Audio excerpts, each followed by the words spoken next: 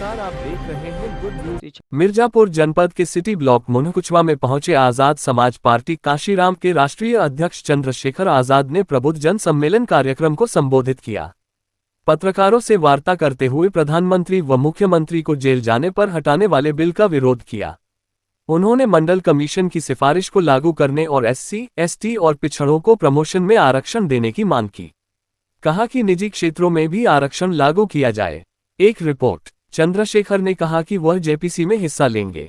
Bill को death warrant बताया। कहा कि जो सत्ता के पक्ष में लोग हैं उनके लिए और जो किन्हीं कारण सत्ता से दूर हैं उनके लिए भी।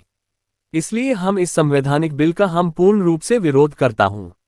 आजाद समाज पार्टी काशीराम जगह जगह मंडलों में प्रबुद्ध जन सम्मेलन कर रहा है। इसी कड़ी में आज 13वां प्रबुद्ध जन सम्मेलन मिर्जापुर के मुनकुचवा स्थित लॉन में आयोजित किया गया था।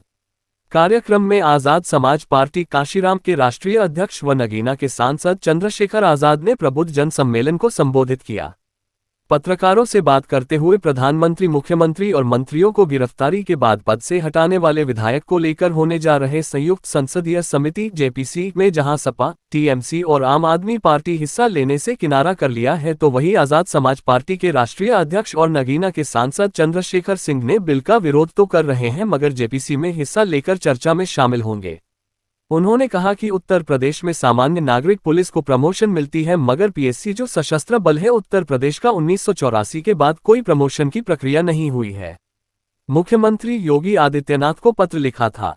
पत्र को संज्ञान में लेकर एक कमेटी बनाई गई है। जल्द ही उम्मीद है इन्हें लाभ मिलेगा। बिहार चुनाव में क्या पार्टी लड़ेगी इसको लेकर उन्होंने कहा पार्टी के कोर कमेटी तय करेगी। स्टेट टीम अच्छा काम कर रही है। कई सीटों पर मजबूत दावेदारी है। आजाद समाज पार्टी एक बड़ी पार्टी बनेगी। 2020 में जो कमी रह गई थी उसे दूर करके आजाद समाज पार्टी के एमएलए इस बार जीतेंगे। जनगणना के साथ ही आर्थिक आंकड़े भी जारी किए जाने की जरूरत जताया।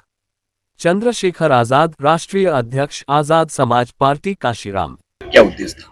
देखिए, पूरे उत्तर प्रदेश के 18 मंडलों में अस्तित्व बचाओ, भाईचारा बनाओ प्रबुद्ध जन सम्मेलन आजाद समाज पार्टी काशीराम के नेतृत्व में हुआ है, जिसमें इन वर्गों के पढ़े लिखे बुद्धिजीवी, रिटायर कर्मचारी, डॉक्टर, इंजीनियर, आईएएस, आईपीएस, वकील, जज, प्रोफेसर, चिंतक, पत्रकार तमाम साथियों को बुला के पूर्व प्रधान, पूर्व जिला पंचायत सदस्य, पूर्व विधायक, पूर्व सांसदों को बुलाकर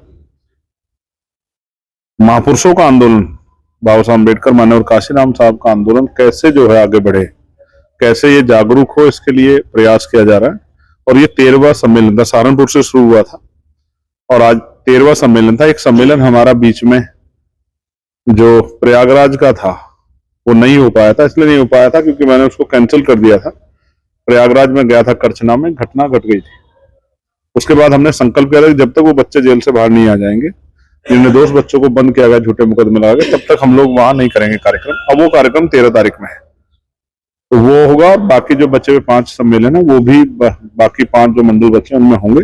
अंतिम कार्यक्रम अयोध्या में है और उसके बाद फिर 9 तारीख को, 9 अक्टूबर को भाईचारा बनाओ, अस्तित्व बचाओ, पिछड़ा वर्ग अधिकार सम्मेलन लखनऊ में है 9 अक्टूबर को। इस तरह से कार्यक्रम हम लगातार तीसरे पंचायत चुनाव और उसके बाद उत्तर प्रदेश के विधानसभा चुनाव तक चलेंगे। फिर जिलों में हम लोग जाएंगे, विधानसभा में जाएंगे। लेकिन आजाद समाज पार्टी ने संकल्प किया है कि इस बार वो अपने दल को उसकी ताकत बनाएंगे, उसको ताकत में ला के लोगों की भलाई के जो है, जनहित के जो कार्य हैं, पॉलिसी बना करेंगे। अच्छी रोटी, कपड़ा, मकान, रोजगार, कानून व्यवस्था अच्छी हो, इन सब के लिए हम संकल्पित है। इस काम को हम लोग करेंगे। सर, विधेयक जो पास हुआ है प्रधानमंत्री, मुख्यमंत्री और मंत्रियों को हटाने का, क्या आजाद जी उसका समर्थन करते हैं तो क्या जेपीसी में हिस्सा लेंगे?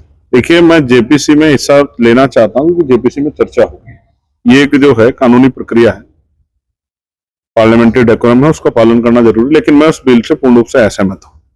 हालांकि मैं तो मुख्यमंत्री, प्रधानमंत्री नहीं हूं जिसको कोई भय हो, लेकिन कोई भी बिल जो संविधान के खिलाफ आता है, हम संविधान को मानने वाले लोग हैं। संविधान के, आप समझिए, एक डेथ वारंट है जो सत्ता के विपक्ष में लोग हैं उनके लिए, और जो सत्ता के साथ भी हैं लेकिन किसी कारण सत्ता दूर होते हैं उनके लिए भी। इसलिए मैं इस संवैधानिक बिल का पूर्ण रूप से विरोध करता हूँ। और अभी मैं आपकी जानकारी के लिए बताता हूँ, पीएससी जो है, जो हमारा सशस्त्र बल है बड़ा उत्तर प्रदेश का, 1984 के बाद उनके यहाँ कभी कोई प्रमोशन प्रक्रिया नहीं हुई।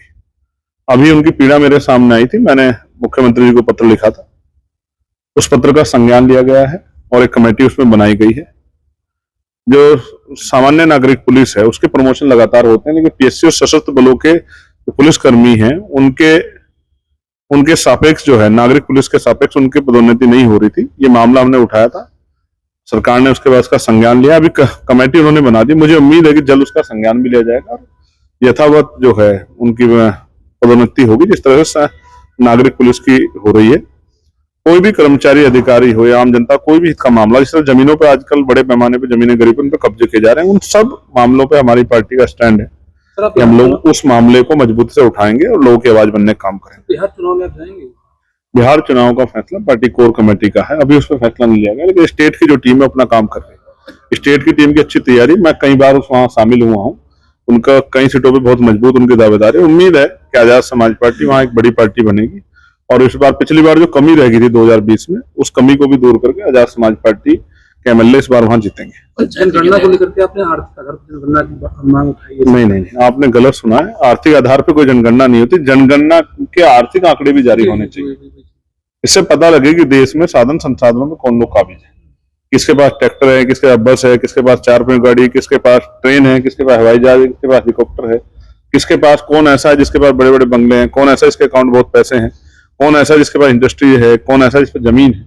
ये सारे जारी होने चाहिए, तभी तो पता लगेगा कि भाई पॉलिसी किन लोगों के लिए बनानी है, वो लोग कहाँ रहते हैं, उनकी संख्या क्या है, किस जात के हैं, किस वर्ग को ज्यादा लाभ देना है। भाई अगर आप पे आंकड़े नहीं होंगे तो आप पॉलिसी कैसे बनाओगे?